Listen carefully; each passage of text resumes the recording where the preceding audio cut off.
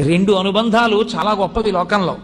ఒకటి మేనమామ యొక్క అనుబంధం, భుజాలు ఎక్కించుకు తిరుగుతాడు, ఆ సంతోషం అటువంటిది అప్పచెల్లెల పిల్లలంటే.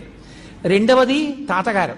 తాతగారు అయ్యేటప్పటికీ ఎంత లోకమునందు పూజితుడై కానివ్వండి, మనవడి దగ్గరికి వచ్చేటప్పటికి పసిపిల్లాడు. ఆ మనవణ్ణి వాడిని పక్కన పెట్టుకుని పడుకుని, వాడు వృద్ధిలోకి వస్తుంటే వాడిని చూసుకుని పొంగిపోయి, తను పూజ చేసుకునేటప్పుడు ఎవ్వరూ రావడానికి వీల్లేదని ఒక్క మాట మాట్లాడకుండా తలుపు వేసుకు పూజ చేసుకునే తాతగారు, మనవడు పుట్టిన తర్వాత వాడు మెల్లిగా తలుపు తీసుకుని పాక్కుంటూ గడప దాటి వచ్చేస్తుంటే తను గాయత్రి చేసుకుంటూ ఎవడరా పక్కన పాకుతున్నాడని ఇలా చూసి వాడిని తీసి ఇలా ఒళ్ళో కూర్చోబెట్టుకుని గట్టిగా పట్టుకుని గాయత్రి చేసుకుంటూ పొంగిపోతాడు తప్ప వీడిని తీసేయండి ఇక్కడి నుంచి అంటాం. తాతలకు తాముద్దు తాను అబ్బాయి, అది లోకంలో ఉన్నటువంటి అనుబంధం.